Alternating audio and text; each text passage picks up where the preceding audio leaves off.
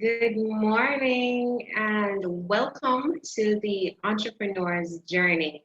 And if this is your first time, this is a feature that highlights an entrepreneur who's already achieved some acclaim, and we delve into the path that they've taken to success and achievement. And we look at their struggles as well and the losses. And then we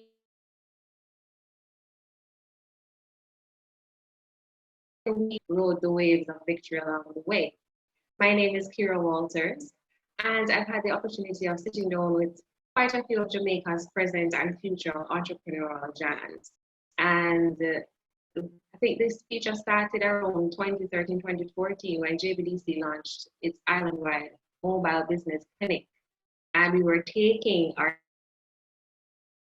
to entrepreneurs and business people around the island.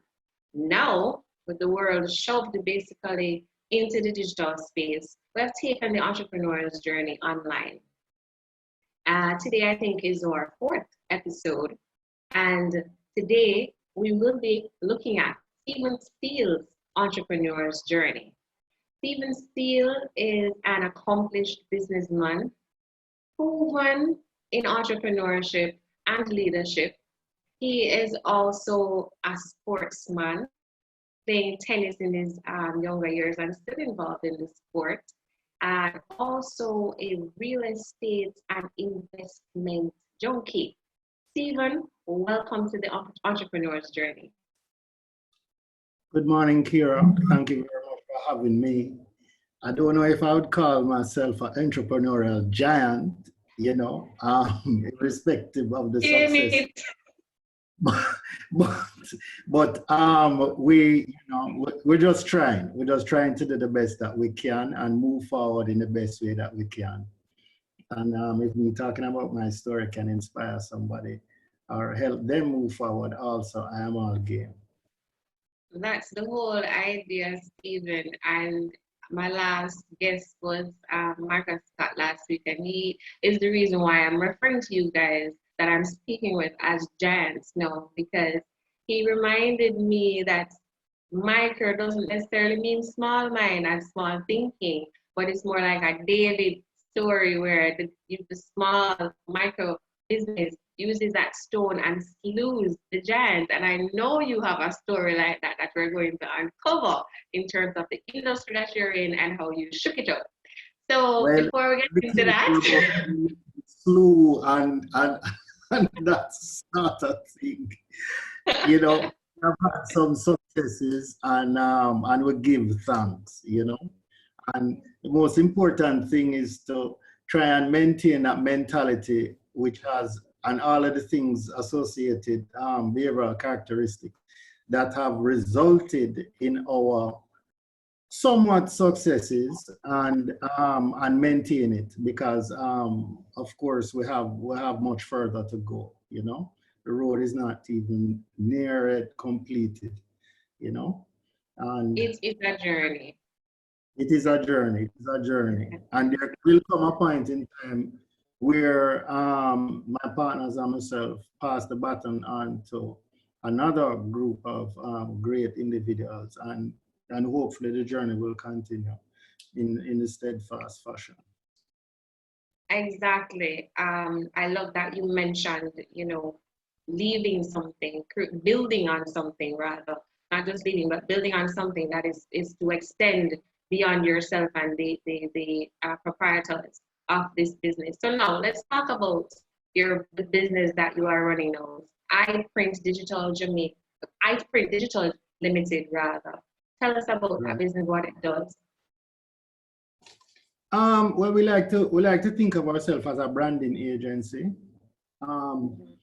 It is hard, I think, to really dial down the company with one line, right, or one phrase. But we're a branding company committed to providing branding solutions. Our main four avenues we have here. We have print and fabrication with a custom fabrication, large format printing, We're heavily invested in our outdoor portfolio, both digital and static. And we also do a lot of booth rentals and custom fabrications as results to booth. So we cover the full gamut, right? I would like to think, especially with our acquisition of NOA. So from a print and fab, from a creative point of view, in terms of designing concepts, helping you get to where you want in terms of creativity, coming up with creative products, coming up with creative solutions, to also fabricating it out there. We have over 900 spots throughout the entire island, digital and static. So I think suited at whatever product complement, whatever demographic that you're interested in, we can provide a solution for you. And then also, as I say, with booth rentals, things like GMA, we are perfectly aligned for things like that with our booth systems. We're just providing products that gives you our customers, we like to think our customers the best bang for the buck to which they can get. We understand that marketing budgets are tight. It's a competitive market all around, and therefore what we do is try and provide the best products as possible, priced in the best way. We're pay our rent and put a gas in our car and pay our light bill, and our customers can get a good product and push their products forward. So we're in a service business, basically. We serve our... and go ahead. No, we serve Yes, our customers. Okay. So you're a branding company, and you started in 2006. When you started, it's 2006, right? Right. Our journey, and you know, it's quite interesting because I tell people, you know, don't let a little thing like ignorance or not knowing, right, stop you from making an impact if you want, or helping you to actualize your dream, right? We started out of Main Events, which is also a great company. That's entertainment. Exactly. And as such, we started from them, whereas they would be giving out a lot of printing business to the various other printing companies. And Shell and Barnes and myself came with Solomon Shop. We decided to buy a printer and form our own business and give ourselves the business instead of giving out so much work all over the place. And the rest is history. And why I say the thing about ignorance is that even up to now, we run a printing business and none of us can operate a printer, right? But still we have a printing business, right? And so I think that is quite instructive, that you can do things once you align yourself with the proper people, right? Align yourself with the proper talent. We are only as good as the great employees that we have. We have a great team of highly skilled, creative people. And I think that as leaders in our business or in any industry, one of the hallmarks that make us successful is just about extracting the talent that we have, or allowing them, giving them the space and the motivation to be the best that they can be. And so far it has brought us the successes that we have had are largely predicated on that, in my view, you know? So it's not a Stephen Steele, Solomon Sharp, Richie Beer, Katrina Kelly, or Shell and Barnes thing, you know? It is a company thing, just as much as Fallon Symes, Sophie Summers, Mark Haddad, you know? I don't want to start naming names because, but it is that. It's the creativity of a unit and the coming together of a unit. And our main goal is to just keep keep everybody on the same philosophical page, creating a vision to which everybody's motivated and bought into, and continuing to build the best social capital that we can. I love that you just big up the people on your team. I know you can't call everybody name, but I really appreciate that. It's clear you have a philosophy of being a team-oriented type of leader. And you said at the beginning that you don't be afraid to start something if you don't know anything about it. I just wanted you to probably expand on that from the perspective of how it is that you're a leader. How do you effectively enter into a space, as you said, that you don't know anything about? Well, let me tell you, I would think, no, especially now reflecting, because I think I have a couple of years on you, right? From a modest background, right? Very modest background.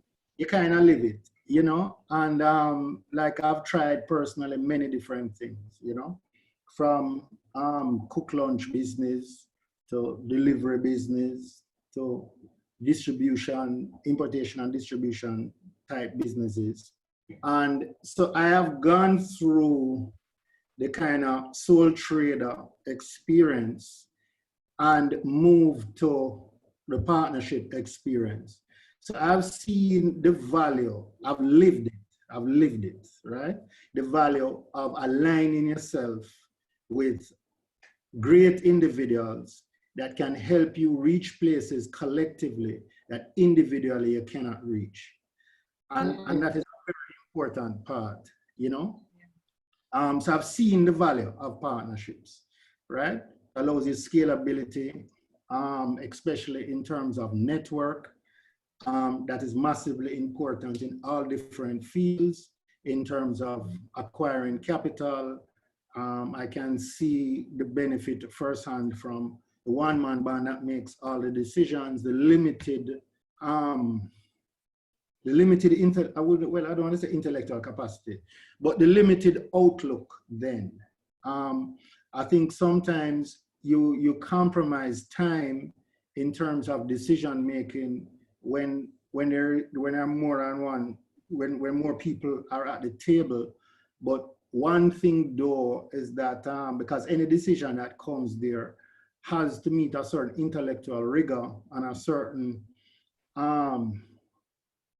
cross analysis that once it passes that barometer there, the chances of success are greater. And I've seen the benefit of that. And the thing too in partnerships, which I will tell people that if you get 5 people in a room and they agree on everything all the time, you have a serious problem. Disagreement is fine. And a matter of fact, disagreement is healthy, right? It is good that your idea, as I said before, can meet a certain amount of scrutiny because it fine-tunes your idea. It allows you to do some form of introspection, right? And do some analysis before you come with it there because it has to pass the test of a group of people. Just once that you're not disagreeable, right? And your partners are on the same philosophical page, underpinnings, right? I would say it can be a great advantage. Nothing is perfect in life, with everything, there's a saying, a rose has thorns, but I've seen the advantages of it. So you're emphasizing for us the power of association. I mean, the father of personal development, Jim Rohn, always emphasizes or spoke to this, that, who we spend our time with. We look at the people who are closest to us and who we spend most of our time with have a strong influence on how we turn out and how successful we are. And you're basically testifying to the veracity of that statement. Go ahead. Without a doubt, I just like I've been in sports my entire life. Most of my partners too. We have that connection in sports there. And if it is one thing that you look on in any great athlete or any great entrepreneur, there is always a great coach, very young in their life, that took some interest in them and helped take that, form that diamond out of the rough, or a great teacher that spent some extra time there, right? That just had some belief in you, right? And help mold you. And I think that when you look on successful people also, social capital is critical. It is critical. And so therefore I would say, there's this saying, the blind and the blind can aspire. I'm not saying just hang out with people just because they're successful or this and that, but you should try and find people that are on the same wavelength and try to look on people's successes, look and see what they have done and see how you can align yourself within that space. I mean, a great example, I would say, especially as a sports person now, Netflix has a thing, Last Dance, with Michael Jordan, which I'm on the thing that's saying that Michael Jordan is the greatest basketball athlete there. A lot of people would look on the great achievements which he has done, with scoring a lot of points in a game and doing the amazing things that he has done in the air, switching on the ball, the amazing shots. But one of the critical things you must look on is his coaches throughout his career, right? And what it has instilled in him is a diligence, right, or a discipline and a commitment to hard work. And you see somebody, don't just look on the successes, but look on how hard they work. But one of the things this show has highlighted, that he was the hardest worker on his team. I mean, he has even admitted it, that he has never asked somebody to do something that he was not willing to do. So what does that teach you? Do not hold the people around you to principles that you are not willing to hold yourself to also, right? And success is not something that is accidental. It's not like you just look and say, oh, it's a success over there, and just grab it out of the sky, right? It is deliberate, it is painstaking sometimes, and it involves hard work and a commitment and a belief in self. And I tell people all the time that once you build on your small successes, right, and get some confidence, right, it will help you propel and move yourself forward. So you mentioned humble beginnings, Stephen, and we started at 2006, but there's a whole story before 2006 where this entrepreneur in you was being shaped and molded. How did the first thing start? You talk about cook lunch and things like that. How did you get big by the first time? I want to tell you, at Campion, I remember when we were doing CXC, right? And at O levels, we came up with the idea to print the study guides, right? And the coursework things for all of the various subjects that we're doing, and sell it to the rest of the students. And I got the first taste of providing a product which people want and meeting some success for it. But I don't know. I just think it's just a mindset, and first thing I will say that nobody is better than anybody or worse than anybody, if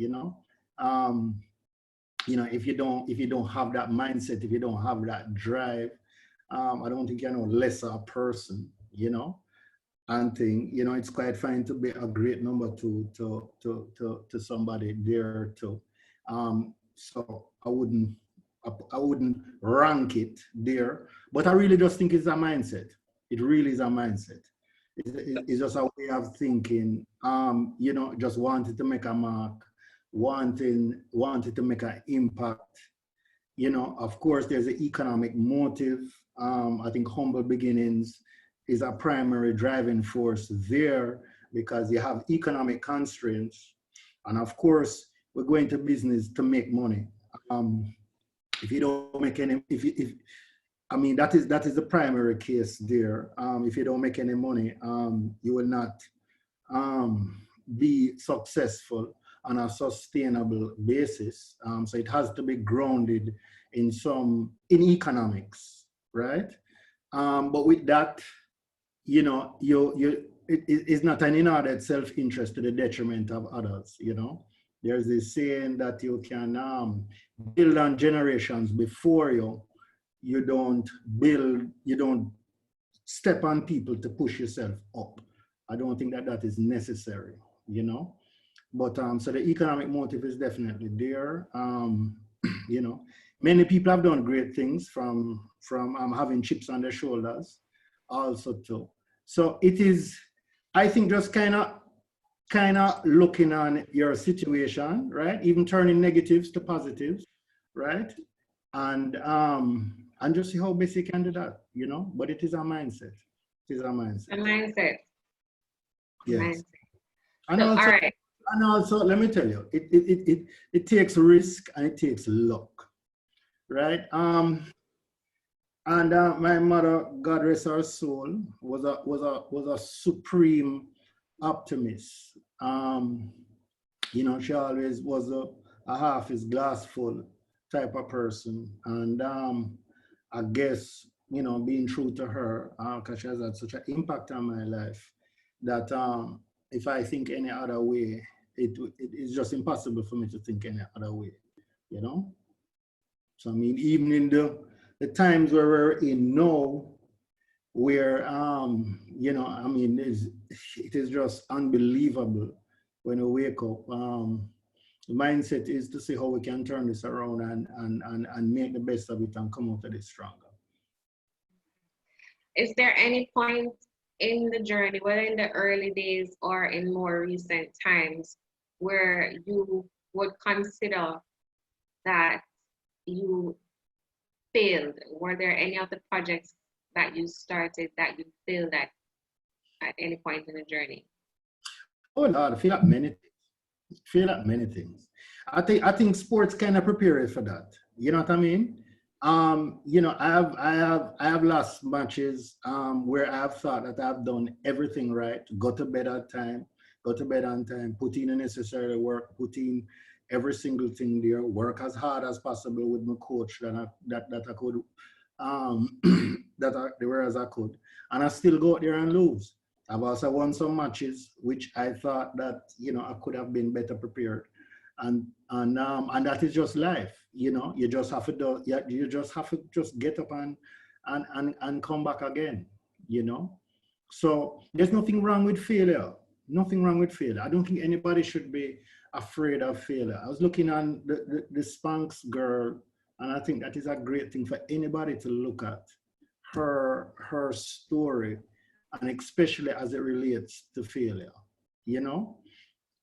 But you just try and get the right lessons from it, you know, and not feel in the same way.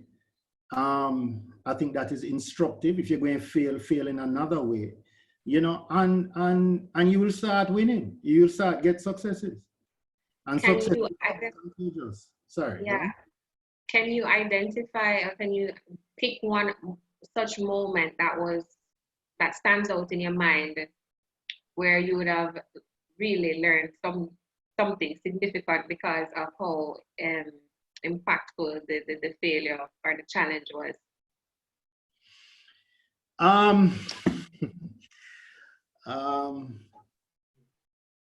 The delivery service business, when I tried it, we certainly did not cost it out properly, and certainly didn't have the resources at the time to execute it properly. And it brought about tremendous hurt and tremendous pain. Without going into much, we have had mistakes. Let me tell you another thing too, right? Before I got into the actual failures that we have had. And I would prefer to talk about my personal failures than my company's failures too, because I'm part of a group, right? To really disseminate information there that probably everybody wouldn't want it disseminated there. But to minimize failure also too, you don't have to go with a bazooka at the start. You can start off with a little tutu and test the waters, right? And if that works, then you amplify and ramp things up. That can minimize the effect of failures, okay? Because if you make a mistake, you make a mistake with $2 instead of you're making a mistake with $1,000, right? Which might have a deleterious effect on you. So as a business, we have had situations where we have tried products where we thought it would work and it did not work. We have put up sites which we thought would have brought us tremendous revenue, and we have misread the market, right? And we have had to retool and refashion and come again. Personally, I have gone into things without fully understanding it in my younger days, which have hurt me.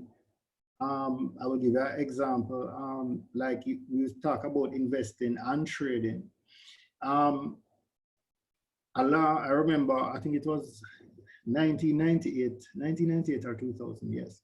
In that financial meltdown there, I had a margin account. I never understood the full impact of having a margin account and using leverage.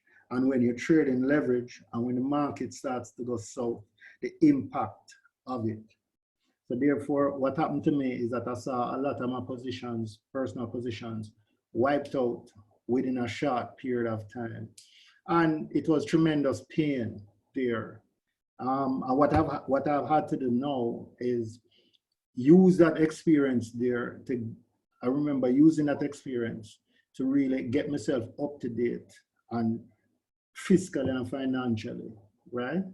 That I'll be fully in touch with whatever I'm doing. I'm fully knowledgeable about what I'm doing, the impacts, the benefits, every single thing about it, so that I'm more prepared. Not that I'm going to make a mistake, but I'll be more prepared in terms of from a knowledge-based point of view, and it will militate against it happening again.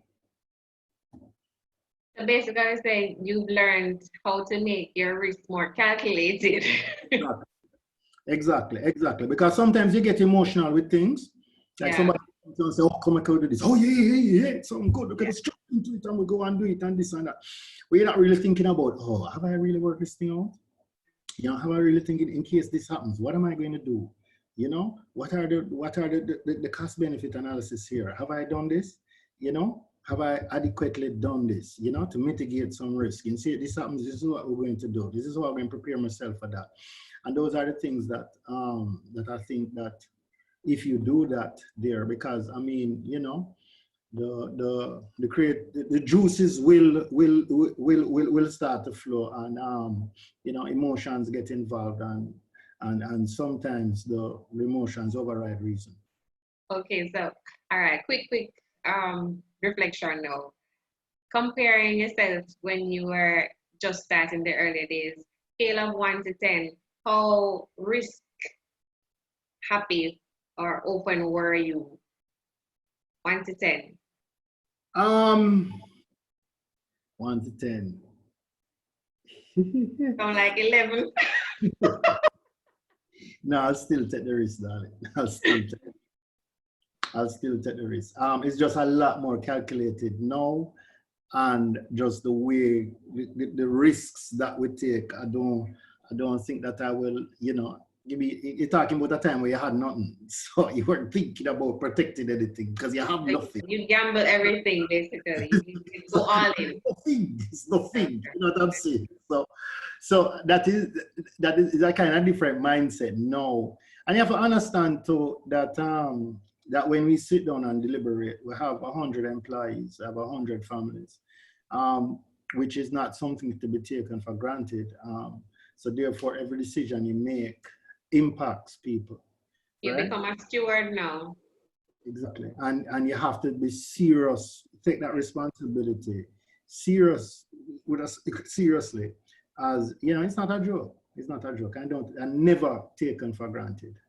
So You would know? you say, so would you say then that, because basically you're saying to me that the the risk appetite is still big, it's still there, but Mm. is it now that you would say that you when you're starting out, for those entrepreneurs who may be just at the early stage of their journey and they still have, I guess, little to lose. I mean, that's relative for people, but you're saying that go for it Yes, at that point in time, because as you begin to grow, you're going to need to adjust how you def- do that as you become more of a steward entrepreneur as opposed to just going for it.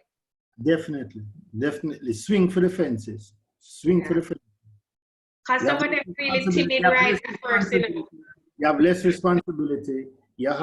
You have bunks. You have years to make up back for mistakes. You know, swing for the fences. Swing for the fences. That will be my. I mean, I'm 49 now. You know, I will admit I do not have the vigor and the vitality I did at 20. Um, probably, I mean, the creativity and bag of emotion and as which leads to creativity, very important factor of creativity. The super ego kind of guy, the id and the ego a little bit more at 49 and when you are at 20, you know. So I would say swing for the fences, swing for the fences. You have many years to make up back for your mistakes. All you do is just learn from your mistakes, right? Not make them again, and try and turn them around into positives, right? As most successful people do. I do not know any successful person that has not failed at anything at all and has not overcome adversity, whether it be in business or sports. Um, you know, so just do your thing. Just believe in yourself and do your thing. So you're saying for the timid, for the one at the journey who is still feeling timid, get a David spirit and swing that shot as hard as you can. You can Take align some risk. yourself with somebody with the David spirit and help make him better and help and make him um, make, you can also ride on his success and be quite fine. Nothing is wrong with that. Nothing is wrong with that at all. Okay, so Some expand, people, outsource, outsource your risk appetite. the thing too, a lot of successful people and businesses have a great team around them. You see the showpiece or you see the prominent person there, but a lot of times there's somebody in the background, right? That really systemizing and organizing and making that person as successful as that person is, and don't joke, the person knows that, you know, and acknowledges it there. Yeah, another Jim Rohn student, Darren Hardy, in his book, The Entrepreneurial Roller Coaster, says that you should never aim to be the smartest person in your circle. You So should try to aim to be the I dumbest one. agree Uh, with you, that. you agree with that? I get that from what you're saying, because then you're expanding that brain, that collective brain. Exactly. Anytime Yeah. you think you're the smartest person, you're setting yourself up for a downfall. And you can learn from anybody. You can learn from successful people, but you can also learn immensely from people's failures. I mean, sometimes failures can teach you even more than successes. You can know what not to do and things. So I do believe that whereas entrepreneurship is a mindset also, you need to tailor that mindset also to be very inclusive, always be a consummate learner. Always try and upgrade yourself. Try and read as possible, as much as possible, especially things that can help you and move you forward. If you're not a reader, deal with visual. You can watch. There's so much things that you can watch. YouTube, yeah, yeah. And then you can talk to people. There's nothing wrong with talking to people and just listening to people. I mean, and listen to people in all different walks of life. Like, Right? Try and expand your circle as much as possible. So therefore, your bird's eye view is a little bit wider and is not constrained, right? yeah. Or situated. Becomes an eagle eye view. Exactly. And another thing. Sorry, you talk so much about team. What do you bring to your team? But I don't know. What's your superpower? You must have something. You bring some value. Why them have you around? That is a good question, and I think that is a question probably for my partners and my employees. I don't know. I'm asking you to think about what it is that. What is the value that you think you bring to the team?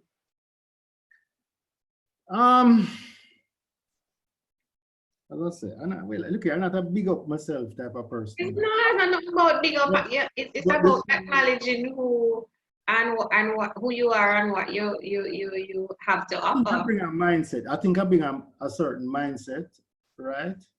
And a certain diligence and commitment to the task at hand. Right? Personally, I will, there's a certain amount of focus, I understand discipline, focus, and working hard, and a certain principles which result in success. And I think that I try as best as possible to impart that on every member of the team. And also to try and be that little strength when somebody feels that they are weak, or we can do this, we will get over this. And to try and motivate and try and bring out the best in everybody around me. That is some big superpower, Stephen. I don't know why you want to play that down. That is significant. I'm going to read something for you from Jim Rohn's The 5 Major Pieces of the Life Puzzle. And on the topic of association, one of the questions it says to ask yourself is who am I around and what do they bring? And it says, how do you look upon the value of virtues such as commitment, persistence, fairness, patience, and diligent activity?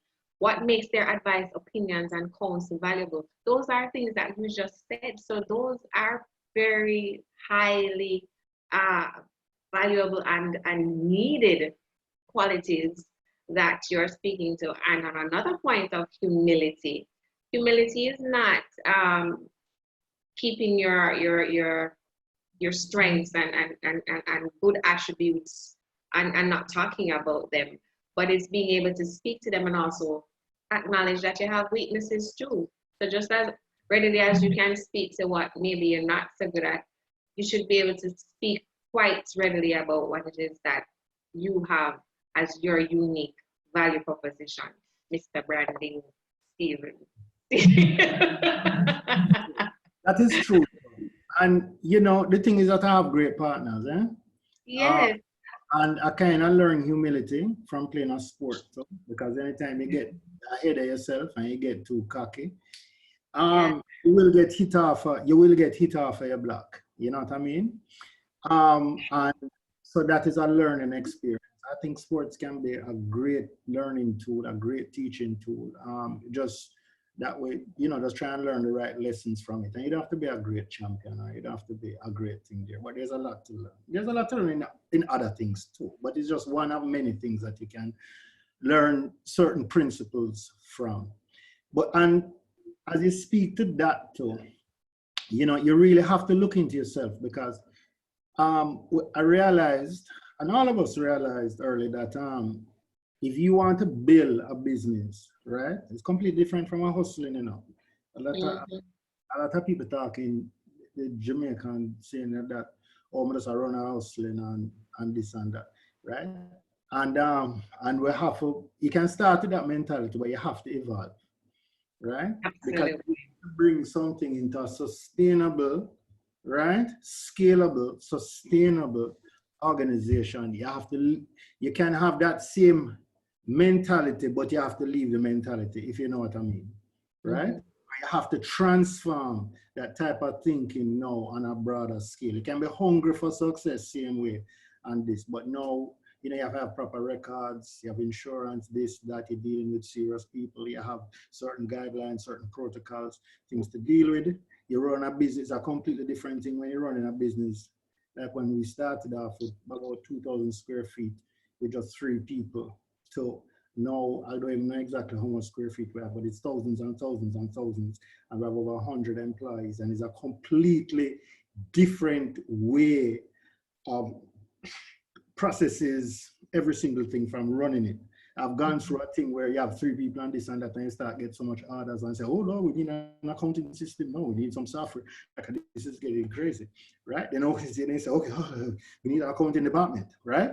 And then we have so much people, they have dealing with employees, this and that. So okay, you need an HR, so we have built out, starting from the bottom up, building out an organization.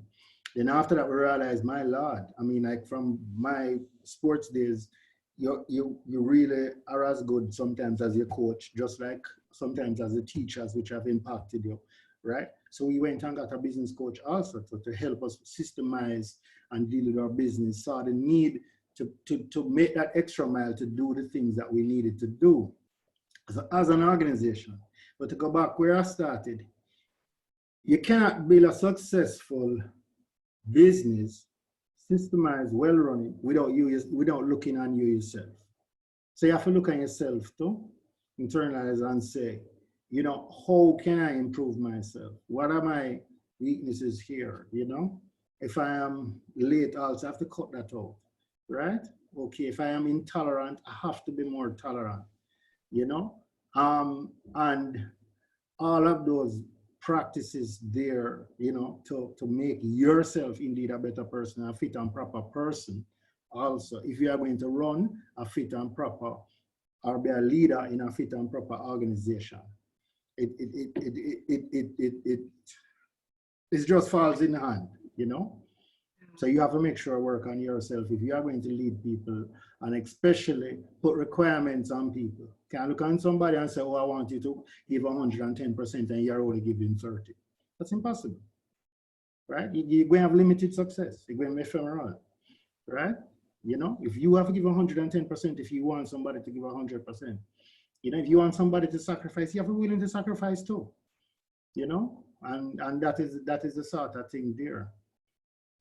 You're speaking to a landscape, the entrepreneurial ecosystem in Jamaica really, I think, is shifting.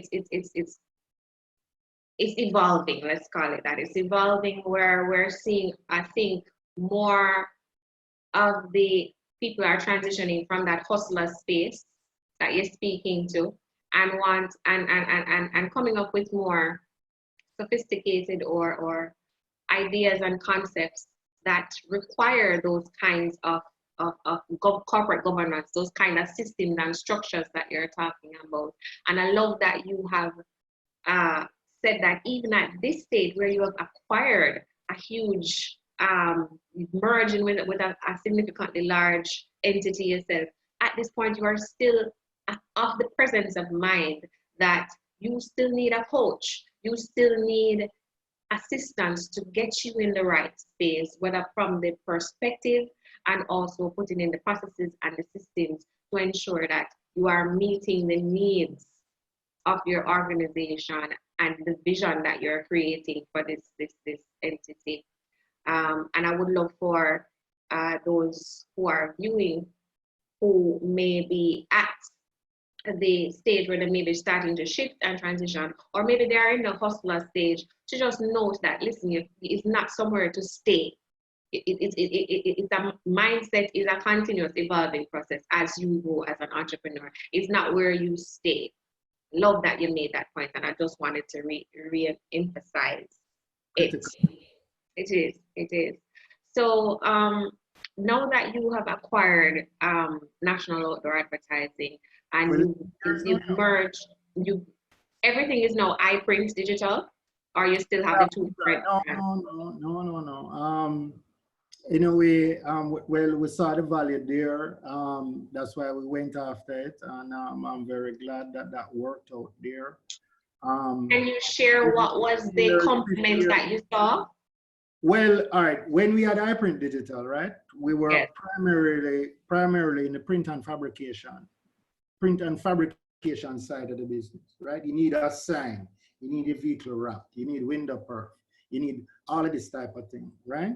When we looked, because I mean, we came on, as this is 2006.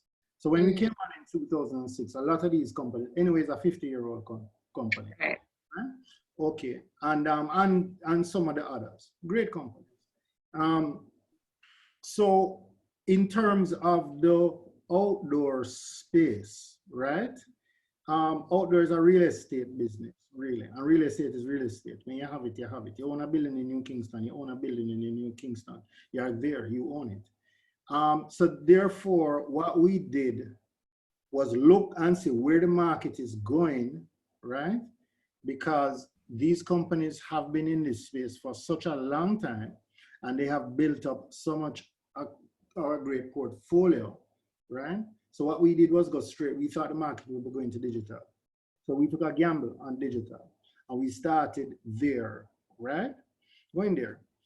So when we looked at NOA, right, we were already in outdoor, very strong in our digital complement, and carrying out a national distribution network in terms of digital there. But we did not have the static. So what NOA, the size? The static. Okay. Word. So what it did was provided us with the full gamut. It gave us a massive outdoor portfolio with one swoop of the pen. That, right? So we are able to get there with one, which would have taken us endless time to get there, right? So it was strategically very viable for us to do.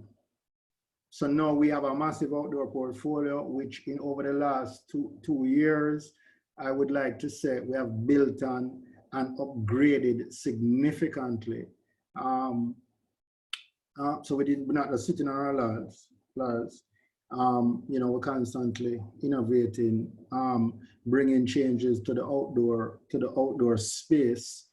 But that provided a beautiful platform for us to now take it to the other level in terms of digital and static as it relates to out of home. Okay. And then when you put a layer on that now with what we had before, with the print and fabrication, our booth systems also, you really have a formidable company that in terms of whatever solutions you want, we are tailored for you. And therefore, we have many different revenue streams, many different spaces we can play a part in, so we can provide a holistic solution to your needs. Right. So would you say it was a strategic move in terms of primarily expansion? Very. Or did it also strengthen your value proposition? And can you speak to the value proposition that you now have?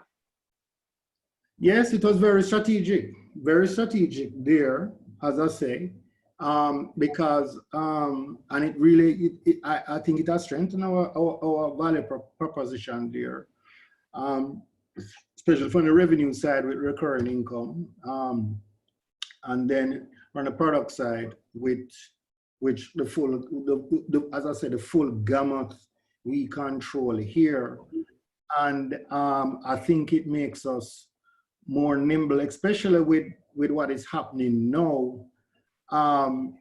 It greatly helps to have many different streams of income, especially when you're hit as hard as all of our businesses are hit now. So therefore, yeah, the events side of the events industry now is under a lot of pressure, right? But we have other sides there now that we can help retool, restructure, see how best we can design our business now to, because we're in survival mode. Everybody's in survival mode now, right? So I think the strategic decision has helped us. It's just basically 2 years. It's not even 2 proper years yet since you've done this. And now we're in. It's a good time, man. Yeah. So yes, you strengthened.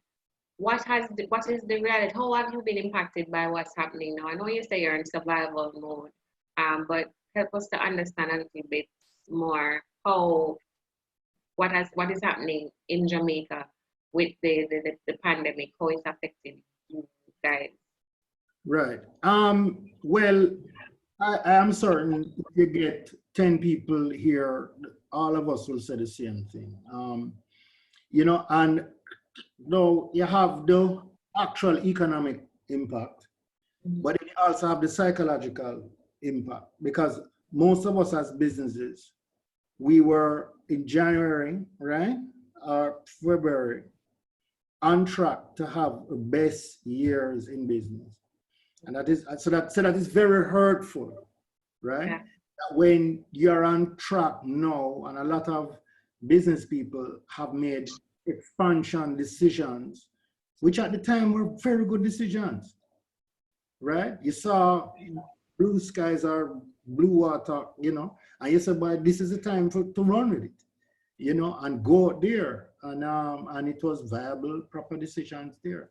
And then faced with an economic contraction like this, which is just unexpected. I think it will be spoken about for a long time. And the thing about it is that it is global. So, where you look into this here, that maybe you can get some economic activity there.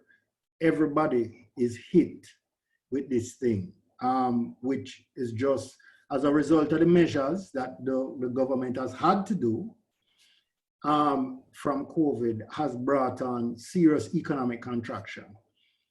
And that is just a reality.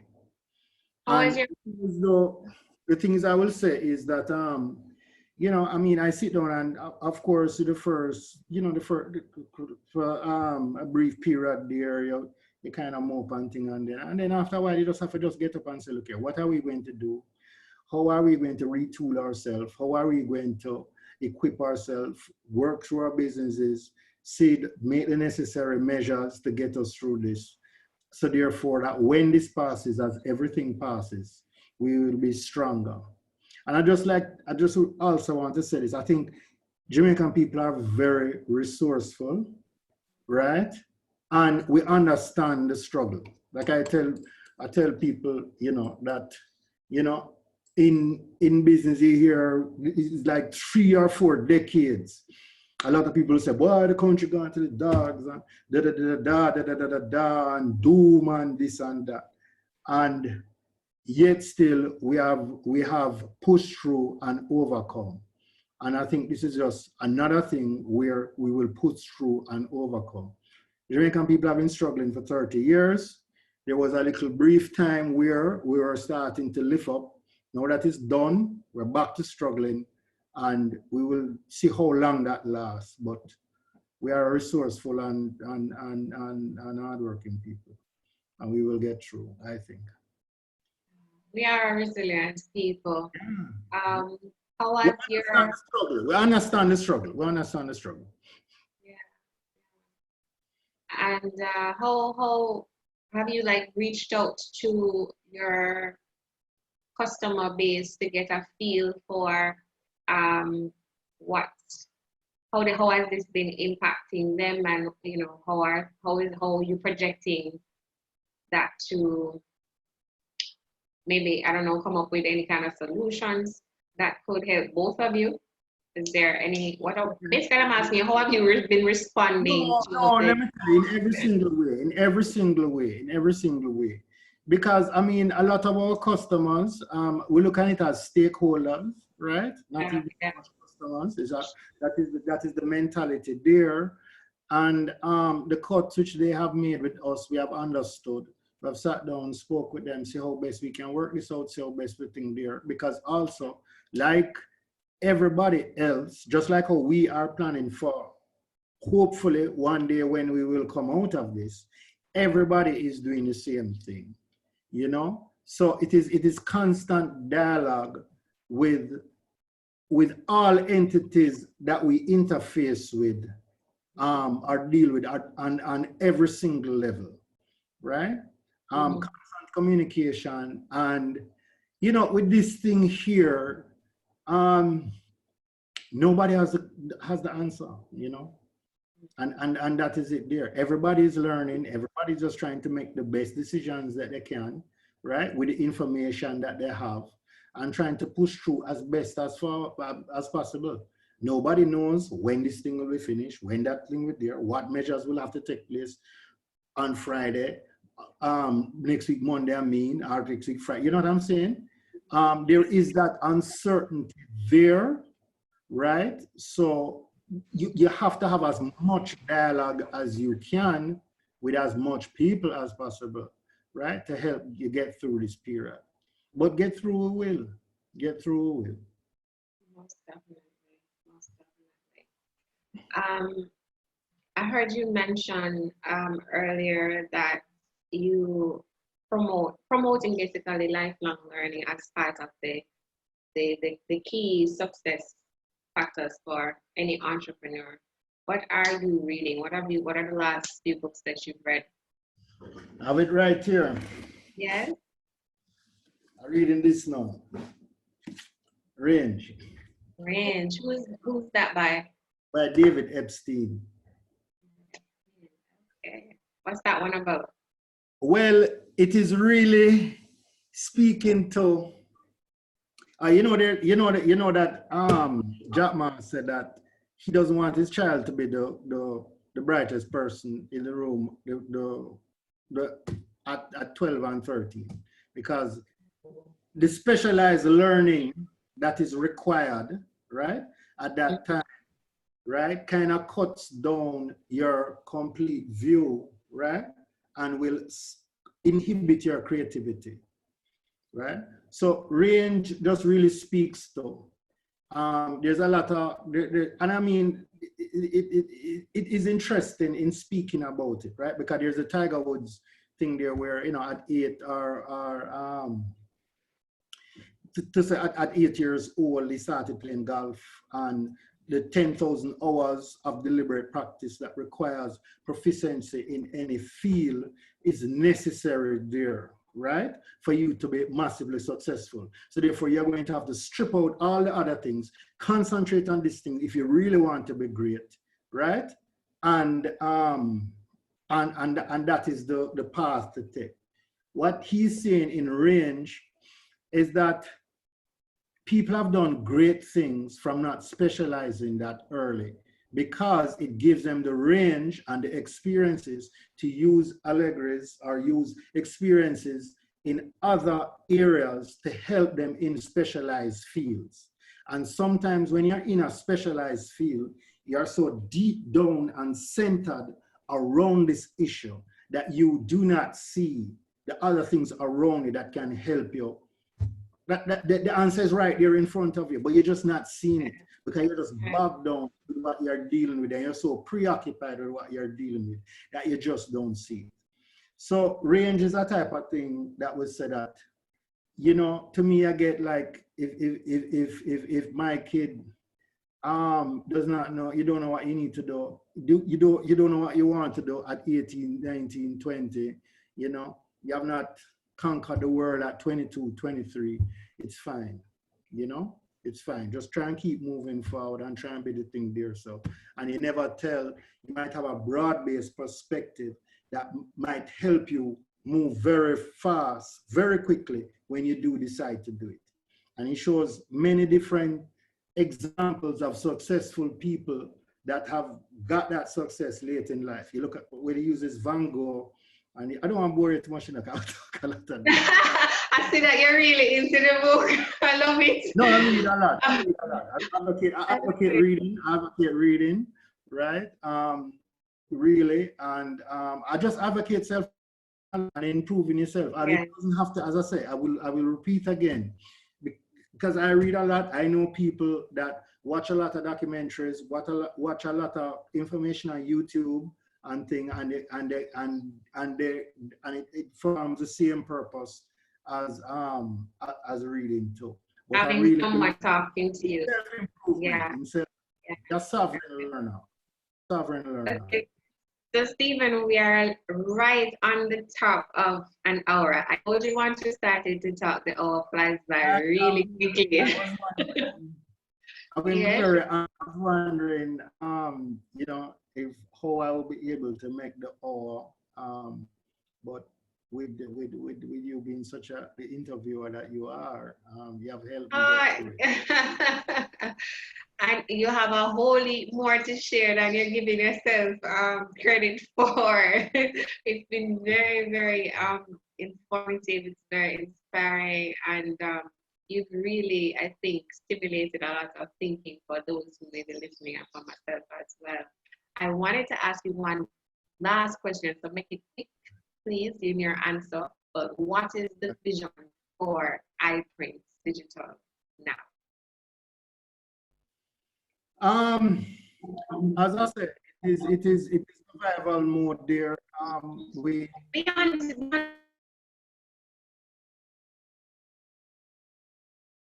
past. No, definitely national and Caribbean visions. I mean, we just want to we just want to continue to grow and be the best company that we can. And as I say, I am here to do my part of the journey there and leave it to other people that can carry it on. But hopefully one day we might be a blockbuster international brand. Hopefully one day. But I mean, I put in 150% of my energy to just make it as best as possible and move it forward as much as possible. Like my partners, all of us are aligned in this here, with the same vision there and doing it there. To build a company that can provide real solutions, great products, make an impact, make my employees proud, my family proud, my friends proud, and make a little money along the way too. I believe you. I believe that you and your team have what it takes based on the philosophy that it seems is shared by you all. And if it's not that, then it's going to be greater.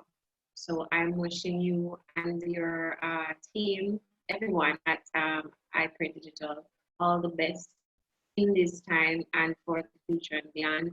And I want to just thank you so much for engaging in such a very riveting conversation this morning.